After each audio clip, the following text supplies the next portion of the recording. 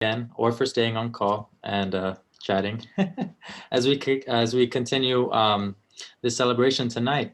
So we will be recording the following portion of our night, and this event will be composed of a conversation between 4 DB alumni concerning their experiences in community organizing at Yale and how this organizing has shaped their experiences at Yale and beyond. So without further ado, I would like to introduce our panelists. First of all, Lourdes Rivera is a Senior Vice President of the U.S. programs at the Center for Reproductive Rights. She has a JD from Yale Law School and a BA in Latin American Studies from Yale University. Alejandro Comas Short was born and mostly raised in Portland, Oregon, and graduated from Yale with a BA in ER&M in 2019. Adriana Colon Adorno is a graduate of the class of 2020. She served as co-president to Despierta Boricua from 2019 to 2020 and was heavily involved as an organizer for DB and the Yale Endowment Justice Coalition. She is currently working as an environmental planner in Atlanta, Georgia. And lastly, Honorable Manuel del Valle is an adjunct professor of law at the Inter-American University of Puerto Rico School of Law, and also an arbitrator with the American Arbitration Association and a member of its labor, employment, and commercial panels. He is also one of the founders of Despierta Boricua. Manuel del Valle has a short presentation that he would like to share with us before we begin our conversation. I'll pass it along to Manuel. Let's see if we can do the share screen. I don't have share screen rights. You should be fine now.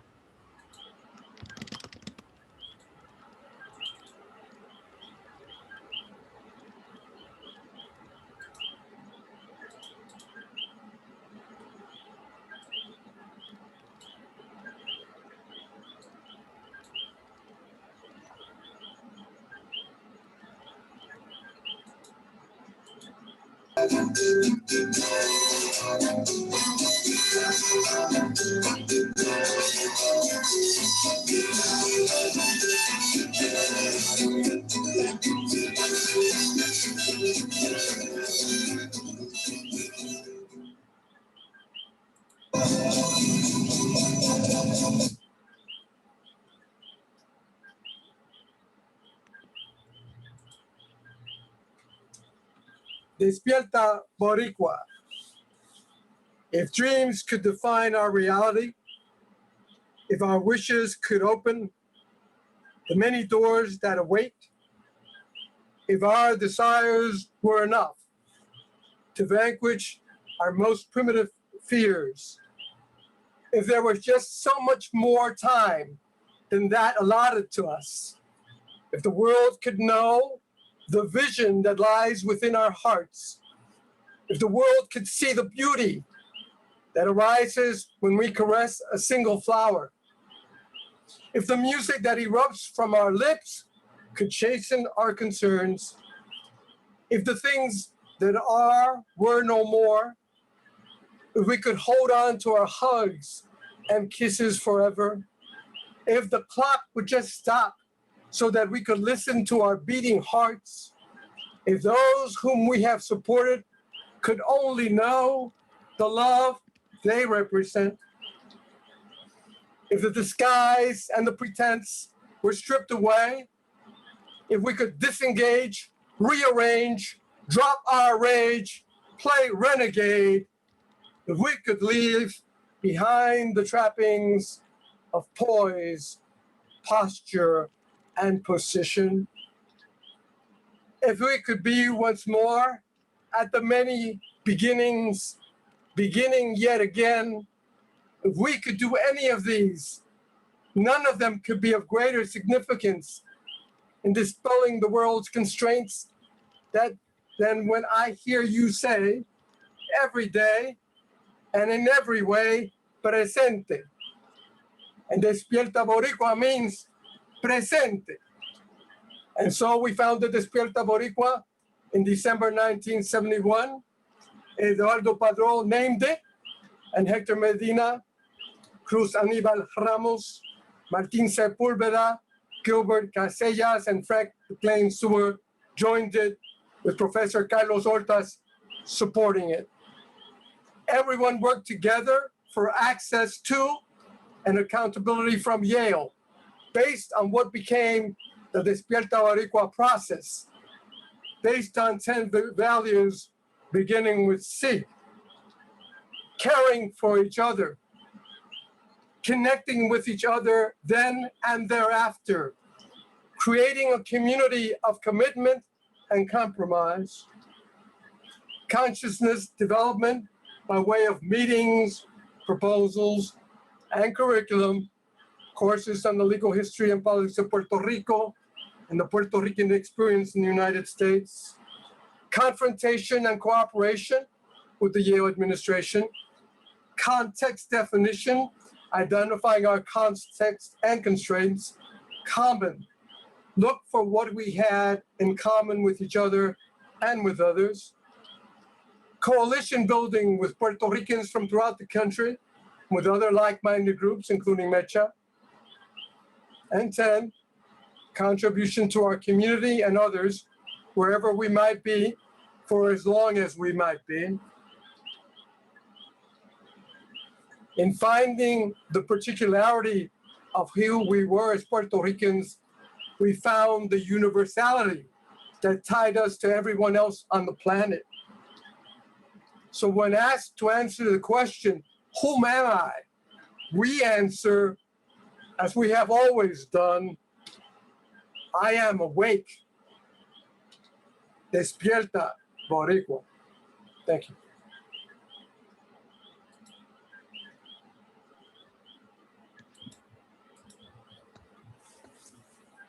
Okay, thank you, Manuel, for sharing that amazing presentation. So now I think that was a great way to open this conversation. And I would like just for our panelists, if you could each all just orient us. And so I'd like to begin off with a question. What was your experience with community organizing like at Yale? Well, I'm happy to start us off. And I just want to say, just be very thankful and grateful to be invited to speak at the 50th anniversary. And I just want to acknowledge that, many of my contemporaries could be speaking. And so I feel a great way to represent. And I hopefully I will do us all proud. So, and I see many of my contemporaries on the chat, so it's really great to be here. And by way of introduction, I just, you can see my bio, but I think one of the most important things for me to say in terms of my introduction is, one, I'm from Bed-Stuy. I'm New Yorkina from Bed-Stuy, Brooklyn. Also an aspirante when I was in high school. And my parents were, working class. My father drove taxi and then worked at the post office. And my mother, when she first got to New York, worked at a factory in Chinatown, then a laundromat, and she worked her way through school. And she and I graduated from college the same year together. So, and I say that because that really ties into the organizing that I participated in when I got to Yale. And, so in my sophomore year, I was co-chair of DB with Alma Ayala, who's a year ahead of me. And we served on many different committees that really focused on the community that Eduardo talked about, that Manuel talked about, creating that pipeline from recruitment of low-income, working-class Puerto Rican students from New York, Chicago, Miami, New Jersey, as well as Puerto Rico, from the recruitment stage, the retention stage, all those mechanisms and structures that Eduardo talked about. And from recruitment, it was paid recruitment. Yale gave us resources to go do that recruitment, and also the prop and the floating counselors. And we also organized and hosted Minority Recruitment Weekend, and that's where I met my roommate, Arlene Bayo. And prop, even though I didn't attend prop, that was a really important network for me to step into, and that's where that network of people is where I met my comadre Oxiris Barbo, who's my child's godmother. So So creating that community and also the very intentional recruitment and retention of working class and low-income students was one of our main agenda items of Despierta Boricua.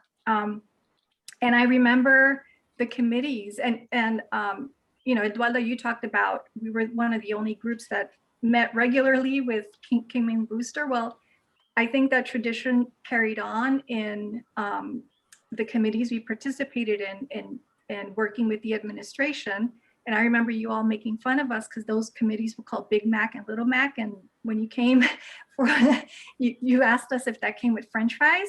But those were the structures that we regularly engaged the administration and made our demands and participated in that.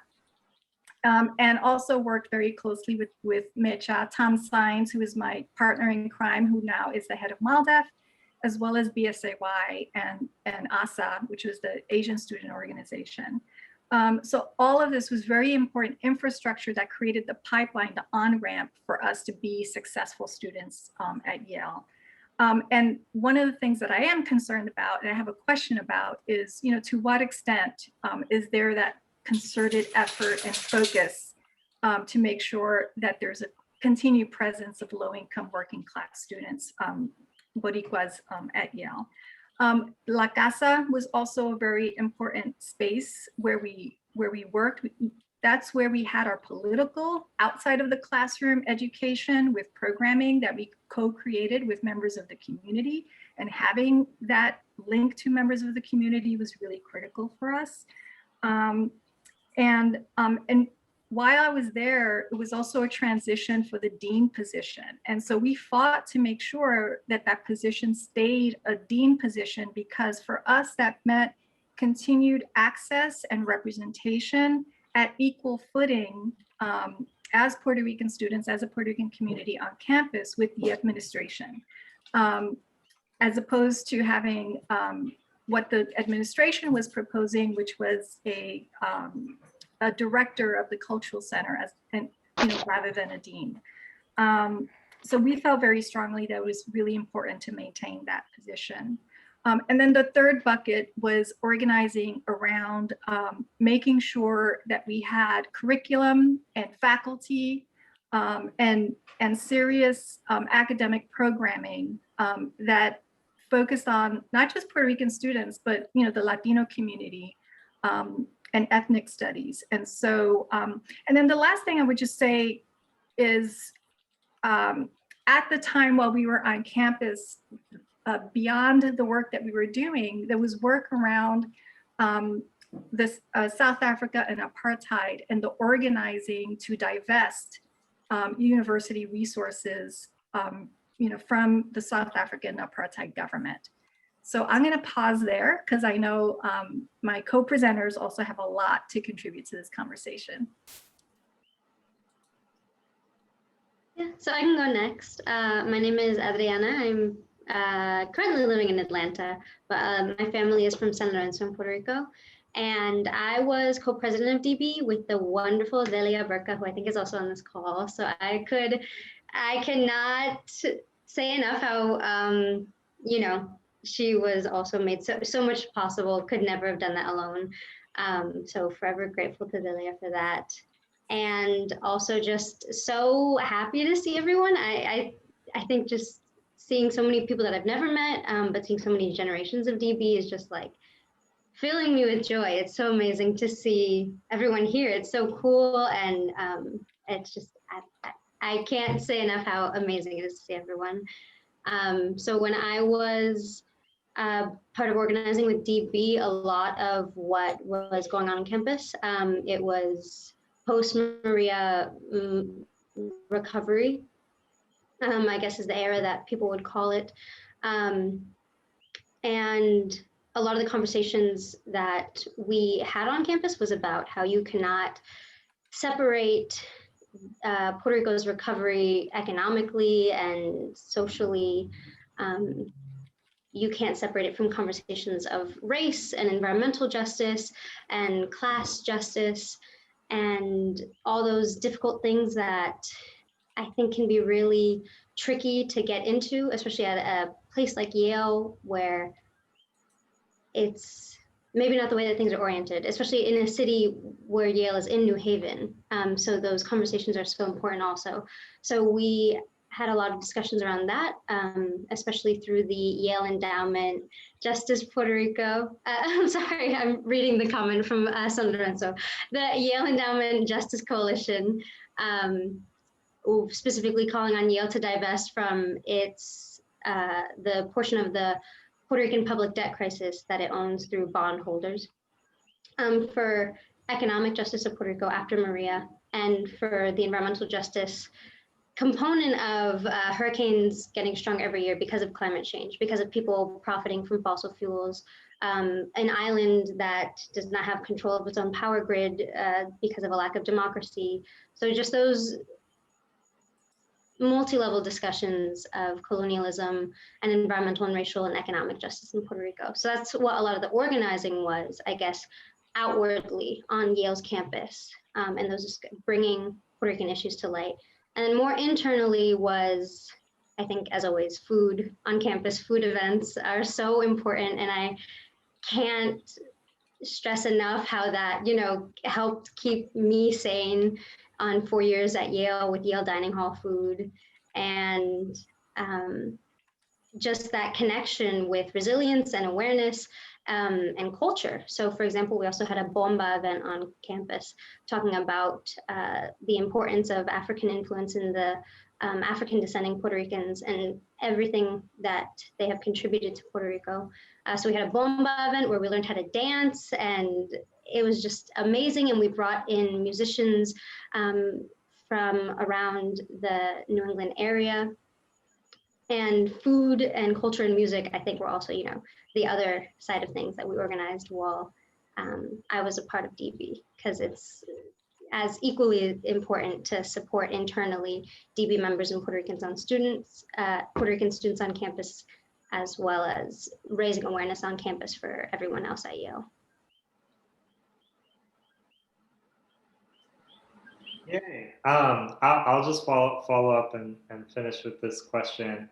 And then I think we've got some more great stuff coming up. But I wanted to echo what everybody else has said, that I feel really lucky to be here and to have been asked to speak, because in my mind, I think that there are so many people who are my contemporaries or followed up after me, or people who, founded and built the organization into what it's become, who have a lot to say about all of these issues. So I just wanted to start off by saying how grateful I am to see everybody here. Obviously, I'm disappointed, like everyone else, that it couldn't be in person in some kind of way, which is, I think, when we originally started having conversations about this, when I was involved in DB, it was a big in-person celebration, and it was going to be a great time for everyone. Unfortunately, that can't be the case right now, but hopefully we can make up for it in the next couple of years, because I know that the party for that would be amazing. In terms of answering the question and what specifically I was involved in with activism and organizing, so I feel really, really lucky as well that I feel like I'm from a very activist background intergenerationally. If anybody is from the West Coast of PR and knows who the Comases are, they know that we're loud and we're very active in many different kinds of ways, but that there's a very strong political component to that. And so I definitely grew up in an environment where I was going to protests and being involved in community events and organizations and everything since I was a little kid, so for the entirety of my life. And so when I got to Yale, I was surprised because I didn't think I was going to get in, which is maybe an experience that other people could also identify with. But it was coming all the way across the country, because it's said in my bio, I'm from Portland, Oregon, public school student. So it was a big culture shock. And one of the things that I was immediately drawn to was just the opportunity to be part of and to work with and fight for communities that I felt like were important to me and how I grew up in my life, and were important to making Yale the kind of place that I wanted it to be. And so I was both lucky and unlucky, some might say, to start at Yale in the fall of 2015, which made the news for a few reasons that year, and just was very grateful to be able to step into some of the work that other people have been doing on campus in the years prior. around some of the issues that the 2015 protests brought up. So I was very involved in all of that, and then the name changing of Hopper and some of the other things that students were asking for in terms of kind of Yale's needing to look with a much more self-critical and self-changing mindset on its commitment to racial justice, which is a little far away, some might say. But I was really happy, partly as a result of being involved in a great program like Ethnicity, Race, and Migration. I know Ana Ramos-Ayas, who used to be the co-chair of ERNM, is here right now. She's an amazing scholar and person who really helped and taught us a lot about what we needed to do to work towards the goals that we were trying to accomplish. But from being involved in 2015 and the work that the centers were doing, the work that Dean Galvez and other people were doing on all of the issues that students brought up at that time, kind of flowed directly into what I felt like could be my contribution to DB, which at the point that I was there, I'm not super sure on the history of what had come before, but it felt like at that time, DB had become more of a social group than it was a community involved organization, because it had kind of come back from the brink of being close to not really existing in the way that we would want it to anymore. So it felt kind of like an opportunity where we were starting from a very different point, almost starting from scratch. And I felt like it was partly my responsibility to be involved to move DB towards some of the things that I thought that it was important to be involved in, because those were things that had been important to DB's past, that history of organizing, that history of pushing for rights and perspectives for students on campus and the Puerto Rican community in New Haven and more broadly. So I started as president, and then a couple months later, Maria hit, and then obviously became a huge part of our entire experience as Puerto Rican people. You know, it's kind of a before after Maria event, really. And so we, as DB, you know, kind of quickly organized to see what interventions we wanted to make, how we could help make a difference to people in PR at a time when we were all stressed. I know I didn't sleep for a week. I couldn't get in touch with my family and my abuelos. And so that became an opportunity for us to make connections with community organizations in New Haven that hopefully have been carried on and continued to this day, because I think that that's super important. So kind of those two pivotal events, I would say, really marked my time in DB and organizing for community with DB, is the things that happened in 2015, which DB and Puerto Rican students were a part of. And then obviously anything to do with Hurricane Maria, we were very much part of those discussions.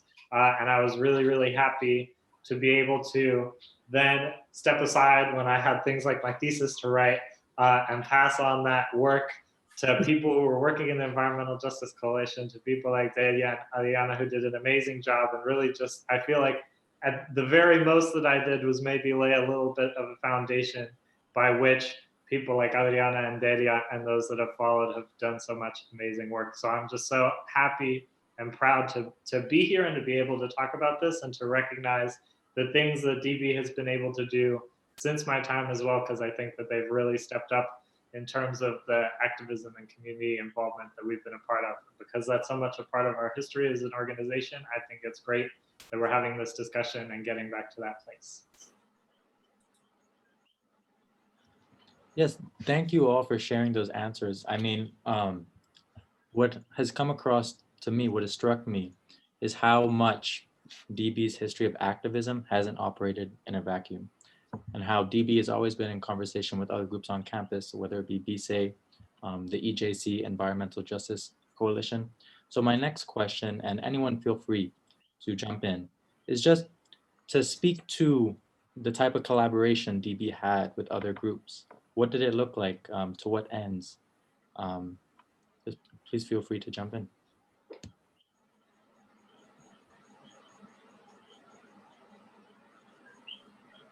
Well, I think, you know, in the chat, Marilena Fernandez is on the call. You know, when we were on campus together, she was co-chair with Tom Sines of Mecha, and she said, we organized and we were powerful. And I think that's absolutely true. We were powerful, we organized, you know, around, you know, all of these buckets of areas that were part of our agenda. You know, the admissions, we knew every single Latino student who was going to step foot on campus before they got there, because we also helped them get there. right? I don't know if that's the case anymore, but it was like this whole, pipeline. And that was because of our organizing. I remember all of the academic programs and, including Manuel's class, right? We organized to have, Manuel be on campus and teach his 2 classes. Maria Elena, I remember like Sandra Cisneros, and learning about the book, This Bridge Called My Back. I mean, so those are the kinds of things that were really critical. And also just the work at the New Haven community too, right? That was a really important piece. Oxiris Barbeau and we started a program with Wilbercross High School, where we brought high school students onto campus into La Casa, right? So, so that they can understand that this was their campus too. So there was that organizing that was happening, not just across the student groups, but also with people in the New Haven community. And there were people on campus, and also there were 2 main strikes that were happening with the workers while we were there, and many of our students were also part of that labor organizing. There was a professor, Zaragoza Vargas, who was, labor historian, who also worked with the workers. So those are the kinds of things that, many of us were involved in, and very much, cross organization. A lot of that collaboration that was happening. I think what you get is a blend. The first things we did was analyze where we were. We opened up the blue book and it said Yale University is a corporation. Said, well, you're a corporation, then we're going to have to treat you like a corporation. We're your board of directors. How is it that you operate? And Yale operates being invisible so it can do what it wants or decides without accountability. And we said, we're going to make you visible. And Brewster said, we don't want to meet with Puerto Ricans. And we said, okay, then we'll go to Yale's club in New York, pick it in front of it. We'll go where we're 1 million and we're not 5. We learned quickly that you go to your community. So we went to the New Haven community. And we had to eat Puerto Rican food. We had to find someplace. We met students there. We met community leaders. And we said, Yale, you're not invisible. We're going to make you very visible. You say you're a university, that you constitute the universe. Oh, you Puerto Ricans are not here. And you can't find us? Well, if you can't find us, we can. So Lourdes did the recruitment. Others did subsequently recruitment. But we began to analyze what is going on here. Are we at Yale or not? Do we co-opt Yale before it co-opts us? The Ivy League has the power to crush stone, has the power to destroy dreams. It also has the power to promote and propel dreams. And we said, well, we're going to go with the dreams we have and tie it to communities everywhere. Puerto Rican students groups from throughout the Northeast, to the Chicano pachangas that were at Yale and at Harvard and at Princeton, etc. We began to copy programs that were successful elsewhere and bring them to Yale and adapt them. But in terms of reaching out, Despierta Boricua goes through all kinds of cycles. There's a high cycle and everybody's involved and does something, and there's a low cycle and they disappear and they go social and they go to partying or the eating and then they come back in cycles. Okay, so there's Alejandro and Adriana supporting us in Puerto Rico without power for 45 days. No electrical power. No one knows where we are and no one can reach us. I was here during the hurricane. I heard that thing come through. I heard it and saw it and lived it and its subsequence, and every care package we would get from the States was a special delivery. I cannot even underscore what that meant, to get a package of whatever, salchichas, whatever, from the States, so we could carry on. But in both circumstances, we reach out. We reach out to those who are like-minded. Mecha was always there. My college roommate was a Chicano from Albuquerque who didn't know he was a Chicano. We had to kind of educate that piece. He is now the director of Mexican Studies at the University of New Mexico, tenured in history. All of us went through those phases because all of us had that one thing called the arrogance of youth. But we also had a superpower. And our superpower was in combination. We all knew we were Puerto Rican. Well, that's a superpower by itself. But we understood the secret of the civil rights movement. And what was that? That in community and in coalition building, you find joy. We found out where there was joy. Joy exists in service and gratitude. Every day, in every way. We found that out. And we kept going. And I invite all of us to continue going down that road. Yes, Manuel, and on the theme of continuing to go, now that we've understood how Hurricane Maria and other factors from the 60s have influenced your times at Yale, my next question to you all is, how have you leveraged your power as a Yale graduate and the privilege that comes with that to helping the communities from which you come?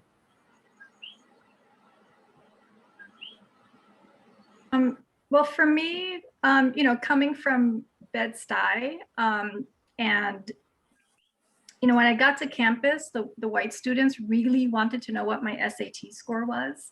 Right? Never mind that I graduated ninth in my class from, out of, at Brooklyn Tech High School out of 1,500 students, right? So it was, so that was a really important, because I had never encountered that before, because I grew up in a very, working class and diverse community. And then my high school was very diverse, including diverse working class white people, right? So they weren't like that, right? So, so coming to Yale was quite an education. It was simultaneously shocking. And because of the community that we had, it sustained me, to be successful and come out whole on the other side. But it was also a transformative experience, right? And so in many ways, and I remember one of the experiences that I had very early on was at La Casa, when there was a screening of this documentary called La Operación, which is about sterilization abuse in Puerto Rico. That was the first time that I understood something that I was observing in my own community, right? Which was the context of why so many women in my community were sterilized, and 1/3 of my mom's generation was sterilized. So there was that, and I came in pre-med. I was supposed to go to medical school. Besides the fact that I couldn't get over the sight of blood, that's a whole other story. I had, it was these really formative experiences, including taking my newest classes. So I ended up going to law school instead, and then understanding that, the sterilization abuse was a much bigger national story for Black women, for Chicanas, for Native American women, for women with disabilities, and young poor white women.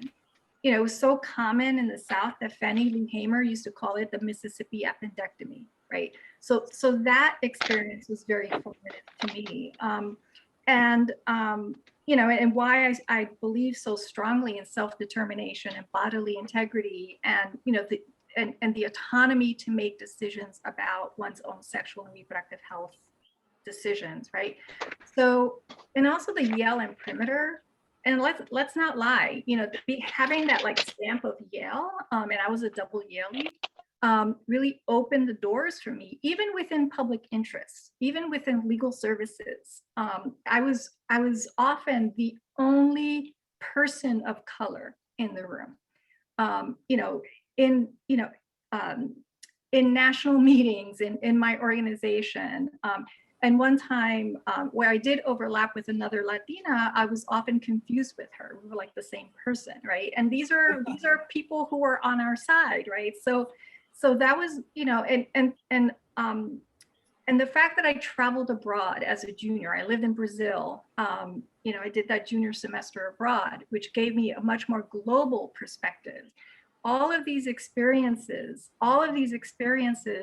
then prepared me not only to become a health law and policy and reproductive rights lawyer, but also to work at the Ford Foundation and to take on not just a US, but a global portfolio.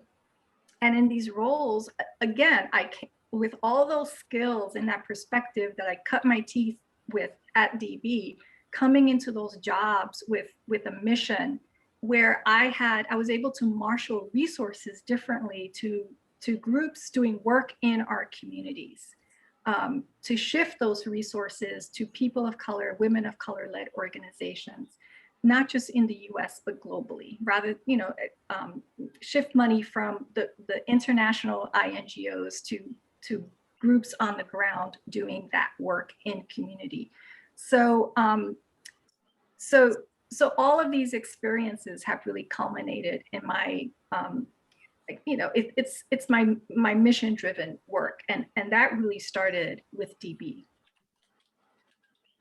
I'm happy to go next. One thing that I've really been struck by just in hearing other people's discussion and seeing what's going on in the chat is just some of the similarities in terms of the experiences the people who were at Yale in the 70s and 80s had and what they were working towards and fighting against. And maybe the names of some things have changed and the circumstances, whether it's apartheid or whatever, but I think it's interesting and informative.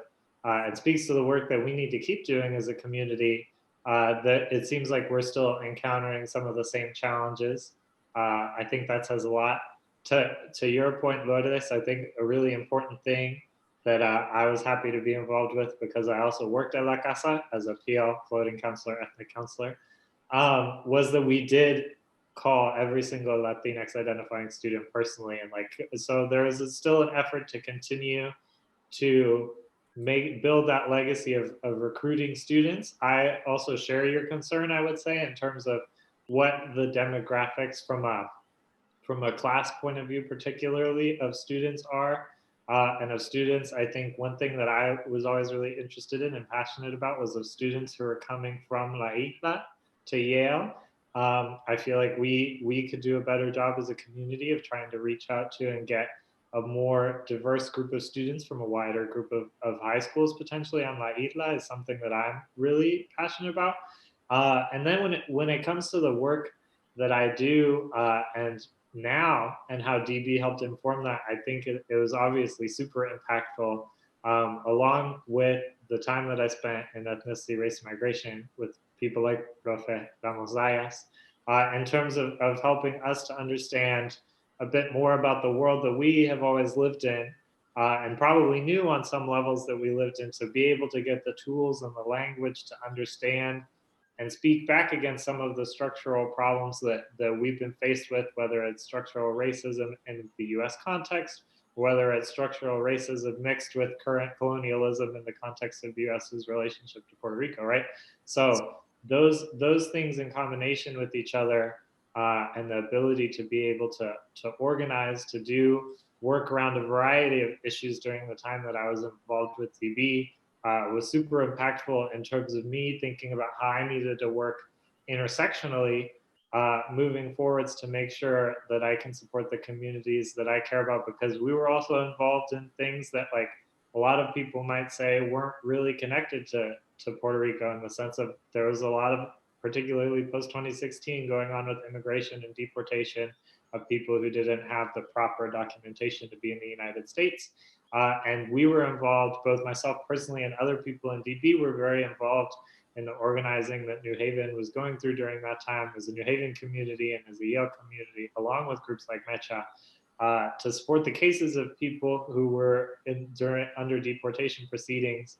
And I think that really is impactful to the work that I continue to do now. Obviously, I'm much less far along in my career than people like Lourdes and Manuel, but now I work with the Latino community organization, working with high school students, juniors and seniors nowadays here in Portland, where I'm from, at the high school that's right next door to the one that I went to.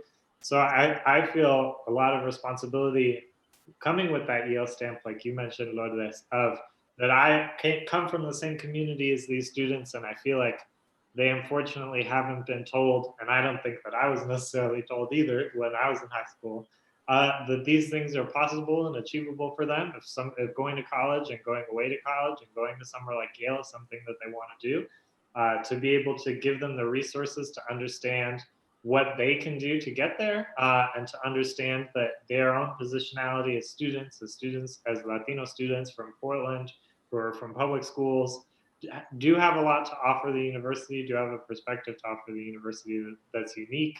And so I've just tried to carry that forward, obviously, because it's the West Coast. Most of the students who I work with aren't Puerto Rican. But I feel like the time that I spent in New Haven and at Yale in terms of organizing and everything really taught me the importance of being able to work with and support the struggles of different communities, and to be able to understand the commonalities and to build the collective power of saying, this thing that's happening to your community as the undocumented community isn't right.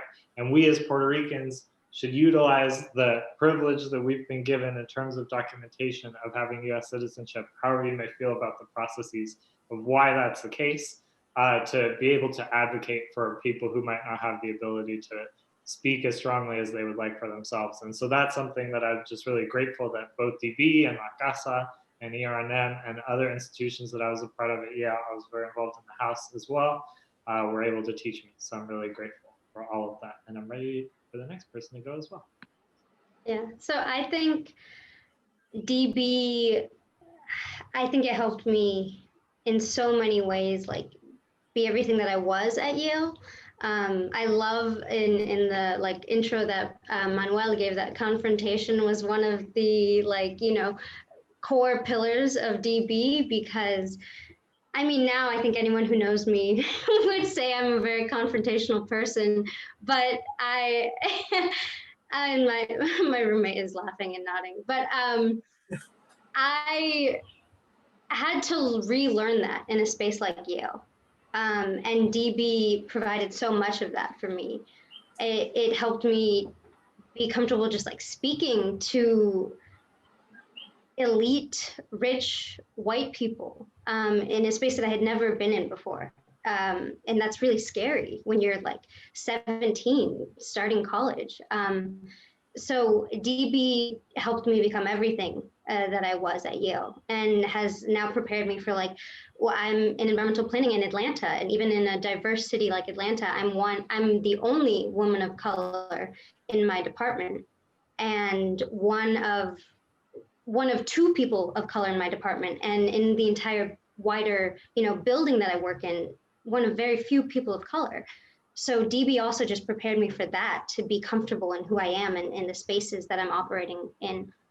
And I also drawing inspiration from how DB was founded with protests, and from the Rican Renuncia protest that happened in Puerto Rico when I was fortunate enough to be there actually at that time.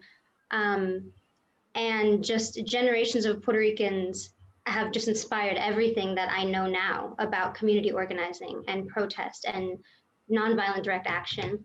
And it blows my mind the more I learn about it, and has just always inspired me. And I just think it's the most beautiful thing. And it allows for creativity and aspirations in communities and empowerment and demanding more and wanting better for yourself and your family and your neighbors. So much of that comes from DB, and I will forever be grateful for that, because it's, I think, changed a lot of my outlook on life, on how I live my life. And I was laughing when someone mentioned, I can't remember who, but someone just mentioned, yes, it was Manuel also, that service is what makes you happy. You find joy in service and organizing and empowerment in the form of confrontation. Often when you're a marginalized community, it comes as confrontation.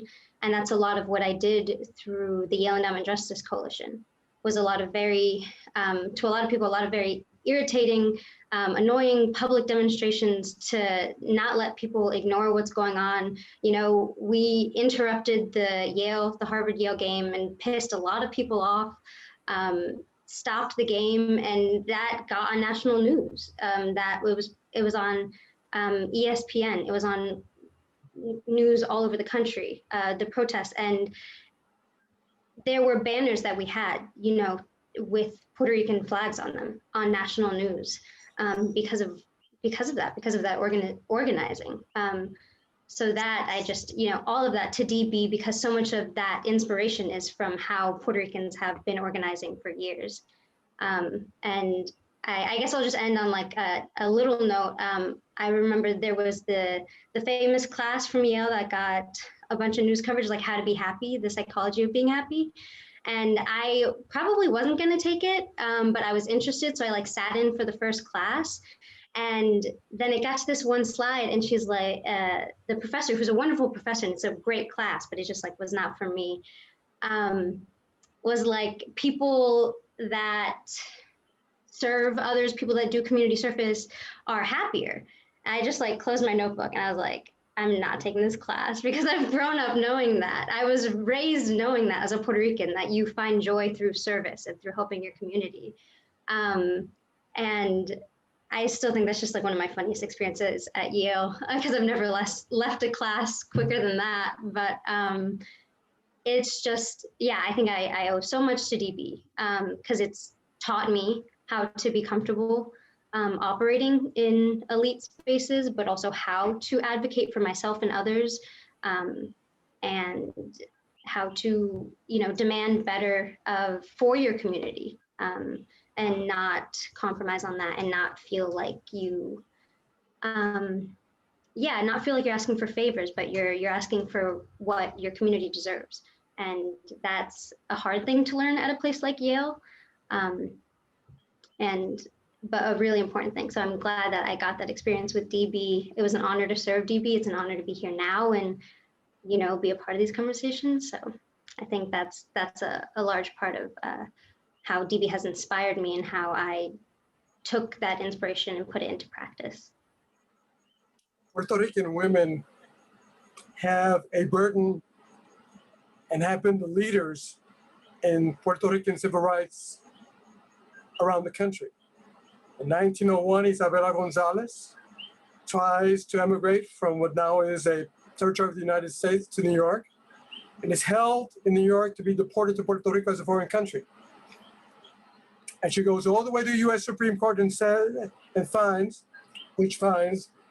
can't do that. That's wrong. Violates the Constitution. 1901, Puerto Rican woman. Mendez versus Westminster, long before Brown versus Board of Education. Mexican parents. The father was Mexican, the mother was Puerto Rican. Felicita Reyes. Fighting for what?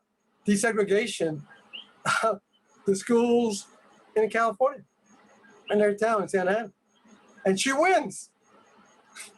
And that becomes the basis to desegregate California. Mexican Puerto Rican children who use lawyers who have to stipulate to a lie. They were darker than dark, but they were stipulated to be white, so the case could go forward. The lies that have to be made so that we can progress. Lawyers know that. I had the opportunity to live out my dream. I was going to work for the Puerto Rican Legal Defense and Education Fund, and Lourdes, you and I went to Brooklyn Tech. Long history there. And I did. And my thesis chapter on the Puerto Rican child in New York City became the basis in part of the complaint filed against the New York City Board of Education for depriving Puerto Rican children of equal educational opportunity and bilingual education. And that became the Aspira consent decree. But I worked on it as a student, and I learned that back in New Haven.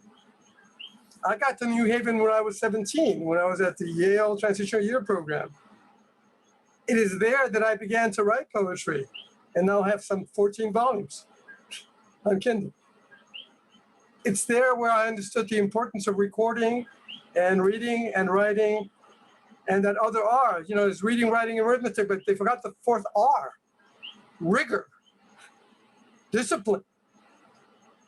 I learned a lot about that as I went forward. You know, I became the first Puerto Rican named Chief Administrative Law Judge of the New York State Division of Human Rights, and was able to do something about the rights of a whole bunch of people, especially women, especially pregnancy discrimination in the state of New York. So yeah, the Yale names helps, but it doesn't keep away the oppression. When I got to Puerto Rico, I found that I didn't have the 800-pound gorilla.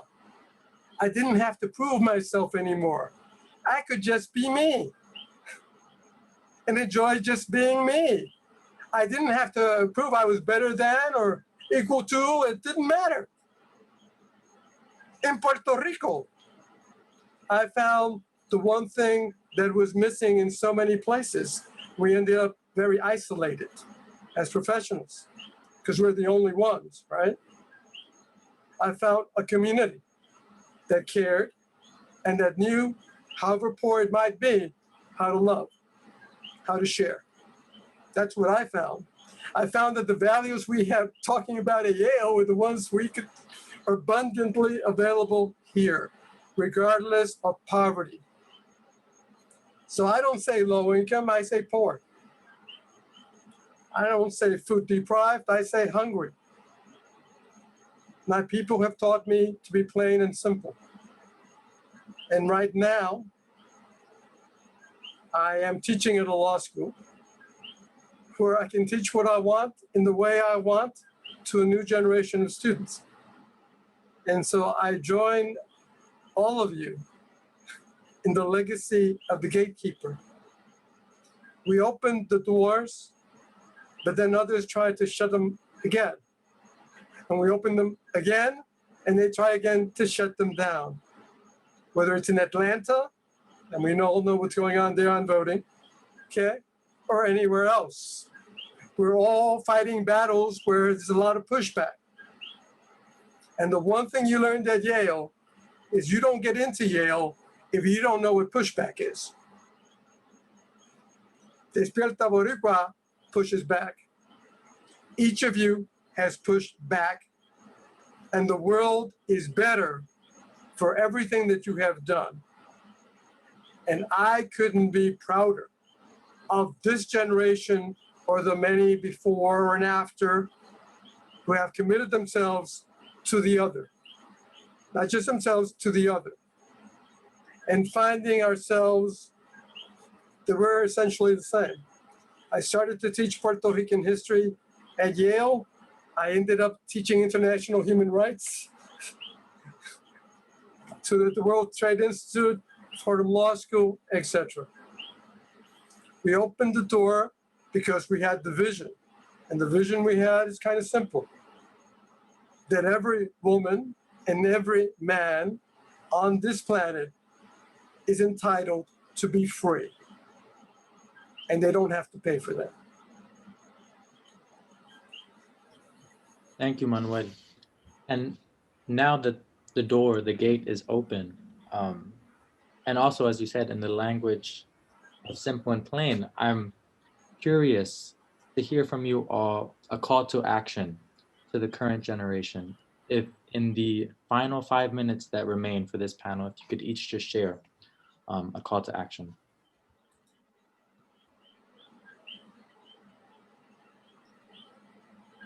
Well, I have two.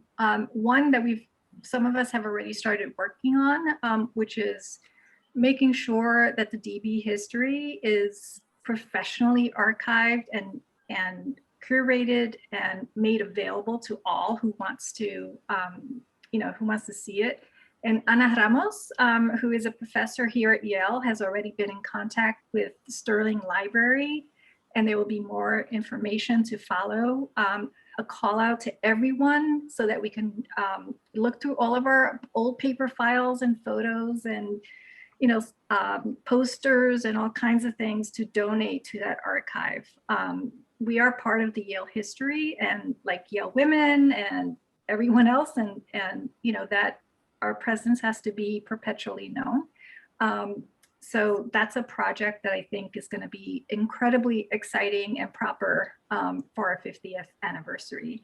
The second one is coming back to this issue of recruitment. And I don't know what form it takes, but I feel like this is an imperative, a collective imperative to make sure that, look, I'm not going to lie, my daughter just got into Yale and I'm thrilled about it, right? You know, but she would be fine going anywhere else too. But what's transformative is making sure that this opportunity exists for, as Manuel says, you know, poor Boricuas, you know, who normally would not have this opportunity, because it is a transformative experience. It gives a platform. So, and again, I don't know what form it takes, but I think as current students and alumni, I mean, I would be happy to do recruitment trips and, you know, beyond COVID, you know, to go to high schools here in New York to talk to students, you know, to let Latinas, Latinx, and Boricuas know that they can, you know, that there's a place for them here at Yale. So those are my two, which I hope are very concrete and doable.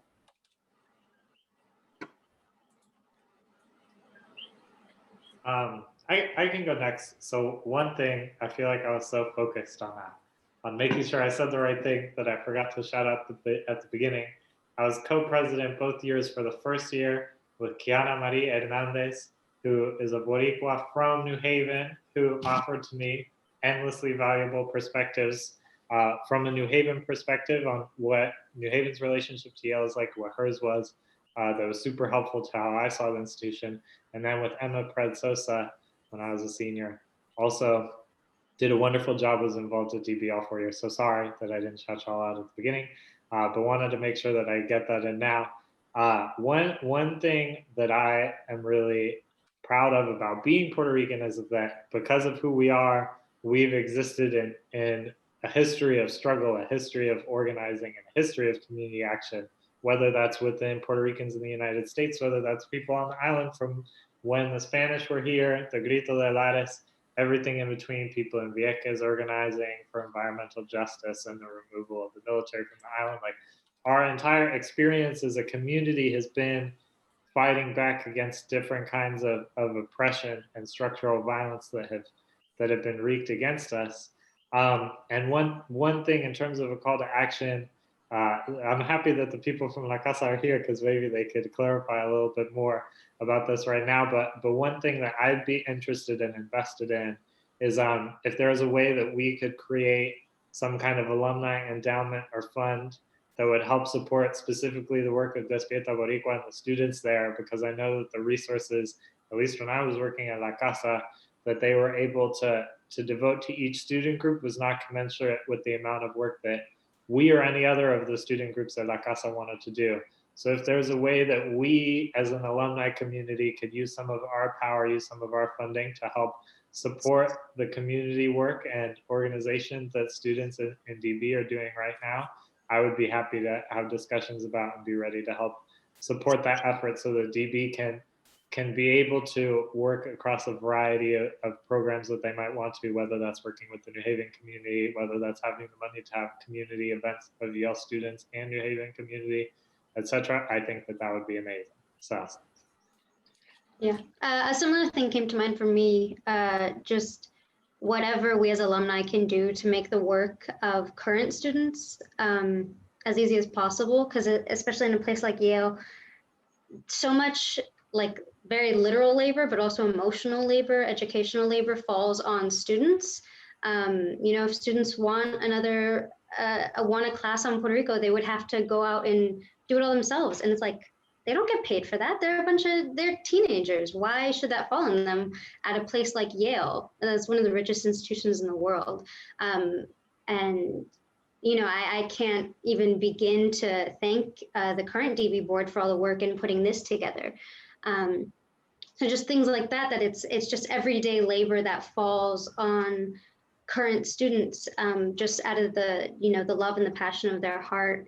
So, you know, especially I'm sure a fund would be an amazing idea for DB alumni to contribute to that could just help take some of that responsibility off of students.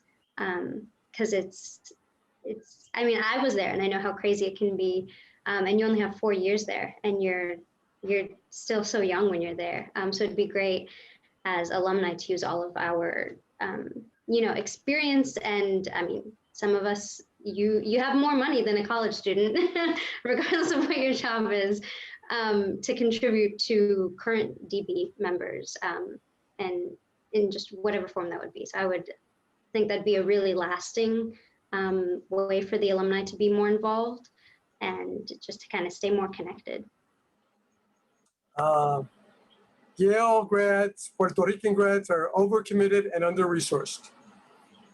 Yale has $31.11 billion of endowment. Take $1 billion out, give it to Puerto Ricans, and cut this nonsense. Don't put it on the backs of the young alumni who are not there yet or who have selected careers. They don't have the $20 million to give as a gift. They did. That'd be a different story. So you need to go back to basics. It's recruitment, it's admissions, it's curriculum. The one thing that this Despierta Boricua board has done, if Yale will not provide an education to them commensurate with their needs regarding Puerto Ricans and Puerto Rico, etc., they will go to us, the alumni, and get themselves educated. So I've conducted Zoom tutorials. Okay, and anybody else can do that. If we are not at Yale physically, we don't have to be at Yale physically. We are at Yale metaphysically, and that's what Zoom is, Zombieland. And certainly it's an area we can command. There is nothing, no problem that doesn't have a solution. It's a question of will and time. If we have the little time, and Adriana can give a little 1-hour course on how to organize a demonstration at a football game, or Alejandro can give an hour or half an hour on how to do it, then we don't need the resources of intellectual property because we are that intellectual property. That is our legacy, that we are a difference, we are value added, and it is in that sense, all of us can make a contribution of the only precious thing we have in our lives. It's not money, it's time. For some of us, our time will be up shortly. I am saddened by all the young alumni we have lost. Can't tell you the amount of tears I've shed. Cannot tell you. We in Despierta Boricua know how to cry. If you don't believe it, you haven't really been in Despierta Boricua. We know how to cry, alone or with each other, but our tears are simply additional badges of courage to the lives we've led and will lead, of sacrifice and commitment. Have no problem in you making $1 million or $1 billion. I don't care. Just don't forget those who you left behind. Stretch out your hand. So if I don't have the money, maybe I have the time. And if I have the time, I know that's all I need to organize. For at the end of the day, that's what it's all about. We don't know what to do, we'll organize. We need resources, we'll organize. We have to put our few dollars together, we'll organize. But don't forget that Yale is a nemesis as well. It should be doing the recruiting it has not done. It has defaulted on the recruitment admissions. It has played this game against us, and it will continue to. It has made Latinos bureaucrats, filling out forms and getting permission slips, and telling Alejandro you can only get $287 for a semester's worth of activity, which is blatantly wrong to begin with. Alejandro is right, but he's right because Yale is wrong.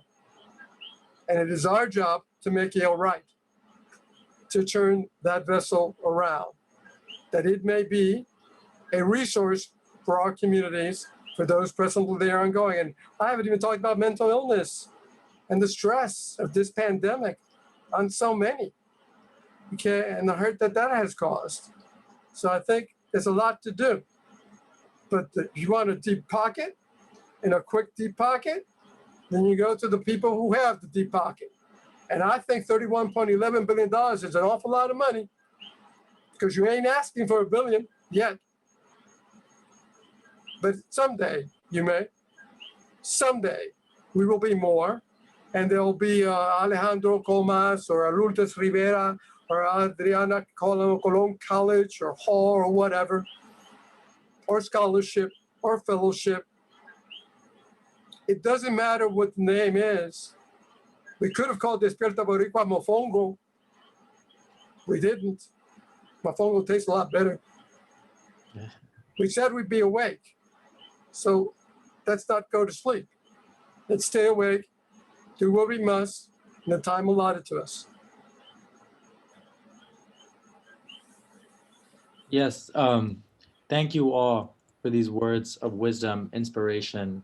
I mean, I don't know about the audience, but myself personally, just listening to you all in this final round of call to action, I think this whole 50th anniversary has in itself been a huge sort of regenerative like boost of energy to DB. And I can't thank you all enough for sharing your time with us tonight.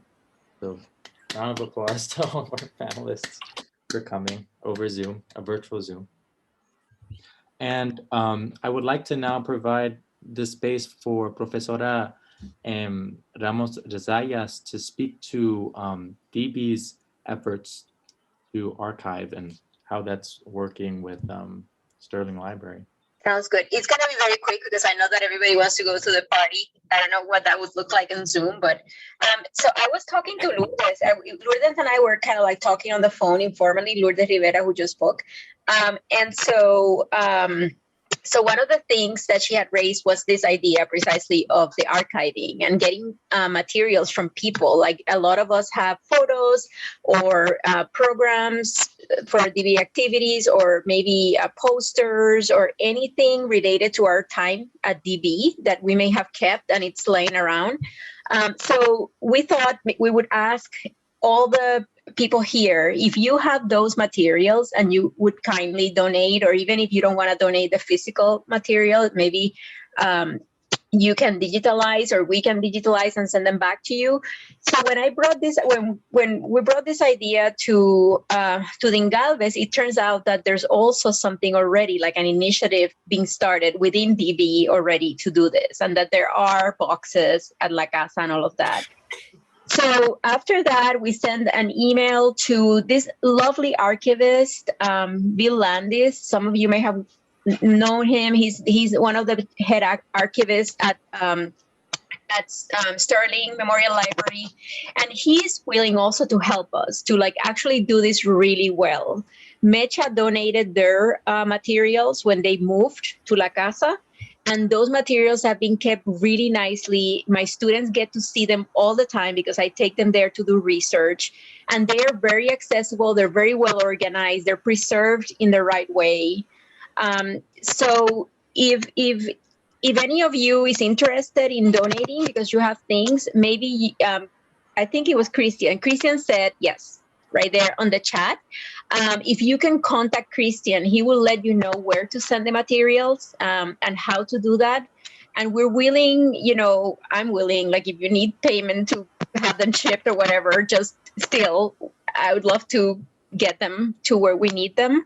I think it's the way to benefit everybody. I mean, we do need to live our history. There's not a DB archive. There's archives on so many of the student groups, and there's nothing on DB at the library.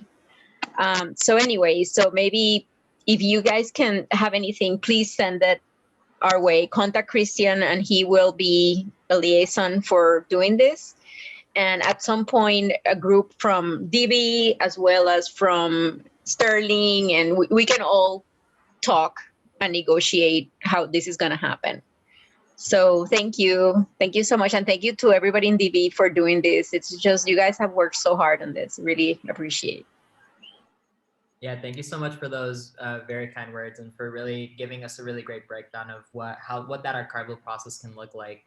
Just to kind of reiterate what Professor Ramos Zayas was sort of stating, if you would like to either be involved in sort of donating or would like to be involved in that archival process, I think the best way that we're going to move forward, that we can move forward with that, is just by sending out to all individuals who registered for this particular event and just DB's 50th in general. We can send out that address to which you can send things, and then we'll have a follow-up as to where, if you'd like to donate, you can donate personally to us, or how we can sort of get that fund started. So we can sort of leave it off there with formalities, and we'd like to sort of transition more into a space where we can sort of more informally chat if you'd like to stay. I'd like to give a little time for individuals if you have to leave and you can't participate in sort of our little DB Zoom social event. You can feel free to leave now. And if you'd rather stay, I'm going to be opening up some Zoom rooms that you can feel free to join. You can